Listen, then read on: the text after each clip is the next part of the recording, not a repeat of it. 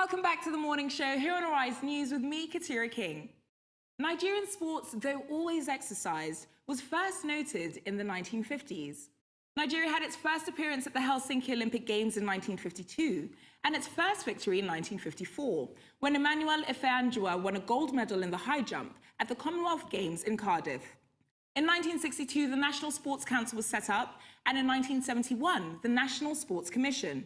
And they had the following responsibilities: to coordinate and integrate efforts to raise the standard of performance in sports in Nigeria, to encourage the development, organization, and participation of sports in Nigeria, to make any arrangements on behalf of the state sports councils for competitions, technical assistance, recruitment of coaches, and for any other matters that the Commission sees fit, and also to promote physical fitness and general well-being of all people in Nigeria. So today on Our Take, we ask, just how successful have they been? Why are we seeing deteriorating levels of support from our government towards sports people, and how can this be rectified? Joining me to discuss is Olympian Sheye Ogunlewe, Dr. Chinasa Trinita, and Arise's Labo Daniel. Welcome. How are we, my sporting people? Except you. Do you work out? You probably work out more than I do. Running to produce the show, does that count? Now, we are discussing effectively the Nigerian government and its capacity, its role in really supporting and encouraging sports people. What is the support level that you have received? I don't get any support from the Nigerian government. That's terrible. None whatsoever? No. Even though you were born and bred here? Well, born here at least. Yes. Yeah, like I understand the fact that it doesn't make any sense because we train, as I said earlier on, we train 6 to 8 months. Yeah. And without this, like that team around you, you will not be able to achieve at that level that everybody wants us to. Wow. But I'm just fortunate, as I said earlier on, that my parents, my family, my friends, Temple Management, UBA Bank, have been able to support me.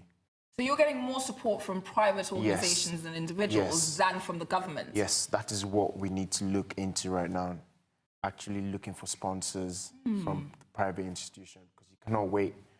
But why do we have to look? Why do we have to face private institutions when you're representing Nigeria? Yeah, you're not representing UBA when you go into this. I mean, I'm being silly, that's but a good the point. point stands. Yeah. You're representing the country. They honor you when you come back with a gold medal. So why don't they put the work in to support you beforehand so you can get that gold medal? I know, like, you're sounding very logical right now. I don't have answers to that question. Like, I've asked a few times, but... What are the sort of responses you've been getting when you've asked? Nothing.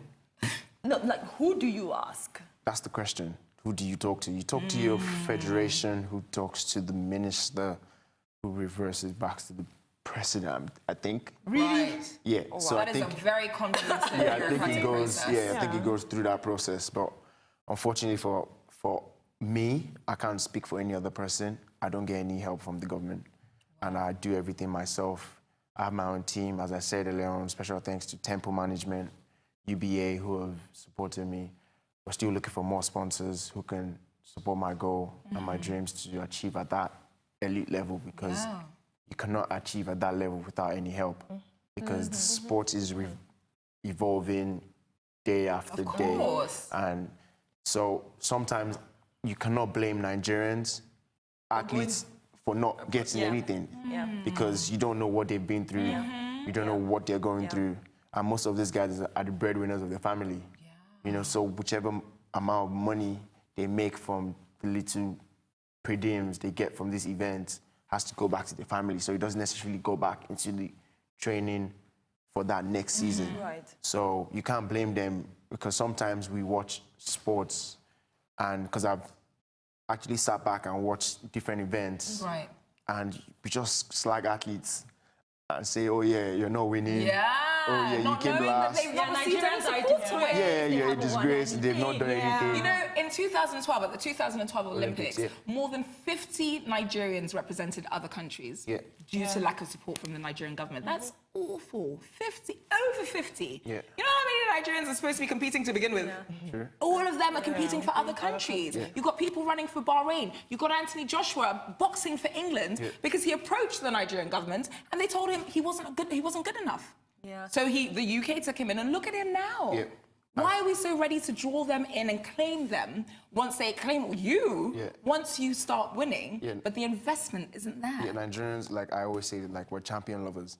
Yeah, I know, right? No, but We're champion lovers. Like we don't want to take the risk with people. like, you Once just- they're making like it. once you make it, like everybody just starts I jumping agree. on your back. But that means, I mean, from what you've said, we obviously shouldn't blame them because can't blame anyone. you have Nigerians saying, oh, you know, you're a sellout. How can you go and represent another country? But the reality is, as you said, they have bills to pay. And then, I mean, hey, I mean, you go to where? But why didn't you go to another country though? Because as I said earlier on, like it would not look good in me trying to inspire people from Nigeria. Oh, that's all. Do you understand what I mean? Patriotic Yeah, it's not look good for me to inspire people. I schooled here, I'm from Nigeria, and my case is not as bad as other people, as I said earlier on. I still have my management company, Tempo, I have UB, I have my family, but it could be better. I could be better than where I am right now. Because I want to put on the Nigerian jersey with pride. Yes. But most of these people are putting on the Nigerian jersey because, like, if nothing you else ask them, available. if you ask them, Nothing else is available. if you ask them, like, are you passionate about putting on the Nigerian colours? They'll be like, Don't have a no. choice. Yeah, they don't have a choice. Wow. But I think, and also, if there's no support, there will not be any accountability. Do you get what I mean? Absolutely. You can't question anyone. You can't. You can't question me and ask me why I came last in the race. Well, because exactly. What did you do to help me come do you get first? what I mean? I'll look at you and be like, you didn't help me, so why are you asking me why I came last? So what can we do to curb this sports talent drain that we are currently experiencing then? So let's hear from Dr. Chinasa. I'm not an expert in the competitive sport field, but I understand what he's talking about.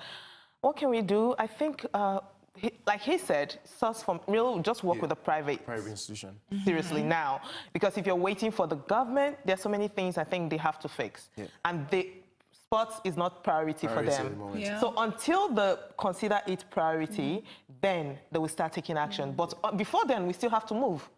So if you have to help yourself, help yourself. Absolutely. It's like literally, this place is like survival of the fittest. So just really survive first. Don't wait for them. So find help. Yeah, then also just to chip into what you have said, Kitara, I've also realized, and also having read on that as well, is some of those people who we claim are Nigerians were not born here. They've not lived here for the most of their lives. They might have Ofili surnames, and they might have surnames that are like Igbo and Yoruba, but some of them do not necessarily affiliate themselves with Nigeria. In fact, I understand that there's usually this home-based athletes against international ones. So there's actually even a war. There's some kind of rivalry war. I understand what you're saying. Like when I first started running for Nigeria, I used to hear, oh, are you home-based? Are you foreign-based? But fortunately for me, whenever I come to Nigeria, I speak Yoruba to the athletes. So they sort of embrace you. Yeah, like I am home-based. There's nothing. I was just fortunate that. Do you get me? I just went to school in the UK. Yeah, I'm just. Like Do you get me? Like I schooled here. Like so, I'm not. Don't get it twisted. No, like. do you have a British passport? No, I'm a Nigerian. I have a residence permit for England. You know what's interesting to me, though? Passport, irrespective of passports, it's the fact that somebody who has been granted the opportunity, like yourself, to, school in England and even to represent Ireland, then comes back and proves his patriotism and comes and says, you know what, I want to inspire the next generation of Nigerian youths, so I'm going to run for Nigeria regardless of the negativity that I might face. And then you've got people that are home-based, if you will, who run away at the slightest opportunity, So you've got Philip Sidowu that, ran for, I believe it was the UK. People are, Blessing Okagbare hasn't even left the Nigerian team. These are people who are not getting support. So is it the blame onto them? Is the onus on them? Or should it be on outside of the ecosystem? Firstly, Blessing has not left the Nigerian squad. She actually ran at the World Champs this year. But going back to the people that compete for other countries, you cannot blame them. You get me? Different people have different reasons why they do the sport. You know, if they feel someone else will support them better and they have the opportunity to be able to go and better their career somewhere else, you cannot blame them. So this is now, I understand that we can't blame them. What I'm asking is what can be done via the Nigerian government, via public or private institutions? What can we do to stop this sports talent drain? I just feel private, I'm not even talking about the government anymore. I feel the private institutions need to come on board and support the athletes. They don't require substantial amount of money. They just need a bit. They just need something to sustain them and someone that cares, you know. And the private institutions need to understand that it's not only about, I don't have anything against musicians or comedians or anything like that. Like, I listen to, But if you think about, even talking about the entertainment industry, this is something that's entertainment industry is something that didn't receive funding, didn't receive any of the, the national budget. You know, they had to do it themselves. Now that they're doing well and the world knows the Nigerian entertainment scene, the government wants to be a part of it. So do you think that's the same case in sports? No, but I feel sports gathers more coverage though. It does. Internationally, I know how many countries I go and run every year. I know the kind of places I've been to. I know how many people watch the Olympic Games. You know, and I feel sports is entertainment as well. Because you get entertained when you watch sport. You laugh, you jump. Some people cry. You know, I feel it's entertainment as well. So why don't you just merge everything together and just say it's entertainment? I just feel they need the private institutions. I'm begging them if they're listening. That it's very important, They need to come on board and support sports. Because for me, for example, I think that maybe even if the corporates come in or even the government comes in, I think that to a large extent they may never be able to meet up to the international levels. Because the truth is, for me, I think it's still patriotism that really keeps people in. Because when you look at the likes of Victor Moses, who plays for the Nigerian national team, I mean, he emigrated to England when he was, 11? He went through so much in this country. Like, he was like, what? He went to the asylum, a family he didn't know in South London took him in.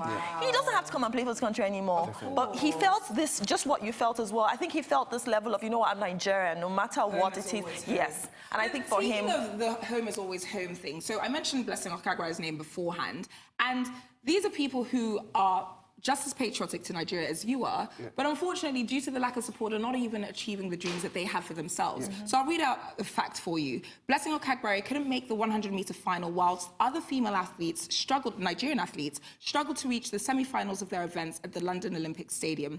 Further misery awaited the team as Onome Nathaniel was disqualified from the women's 400-meter hurdle semi-final after finishing 5th. While Margaret Bamboshe, Patience Okon-George, and Yinka Ajayi all crashed out in the semi-finals of the women's 400 meters. Now, you're trying to do your country proud, but due to lack of resources, you can't even do that on a global platform. And then you have the teams being received by our presidents once they've won, you know, and this huge public sort of furor being made about it. What are they really taking Still successful? Speaking of Blessing Okagwari, you know that during the previous President Goodluck Jonathan, during his campaign, one of his numerous campaign jingles, he actually had her running in it. And she had to come out and say, wait, do not put me in. Like, I'm not kidding. She's like, you don't support me. You don't put anything on my race. And now, I think then she was the fastest runner in Africa or something. She's like, and then now you want to put... She's like, no, it's not going to happen. Like, no. Wow. Okay, so final thoughts on this. If you were to give a plea to the public, private, governmental institutions that are watching, what would that be? To find athletes and support them to the maximum level. Like, I have no problem with football or giving footballers money, but these guys are on, like, ridiculous amount of money playing for clubs. Like, they don't need money. That much money? We need the money. Okay, you know what? I'll play sports if they give me free money. Do you get me? Like, I feel Nigeria has so much potential, like, in everything. In track and field, squash. Like, there was a thing I saw in the Guardian newspaper the other day about the Paralympian who struggles to get to training. Wow. That touched my heart. Like, that, she's the African record holder, I think, and she can't even, it's hard for her to get into training. And that just, you know, just like, I wish I could help her to become one of the best in the world. And I feel Nigeria has a lot of potential. We can do it. We can be the best of the best in the world. And I just feel I'm begging anyone listening, please come to our aid and support Nigerian athletes to become best in the world. Thank you. What a great note to end things on. Okay, if you're listening, get the support out there. Our team needs you. And that brings us to the end of the morning show today. Thanks once again to my supersonic guests, Shayel Gonowe and Dr. Chinasa Trinita for joining me, Katura King. And of course, thanks to you at home for watching. From my entire team and I here in Lagos, all that's left for me to say is enjoy the rest of your morning and, of course, the rest of your day. Bye.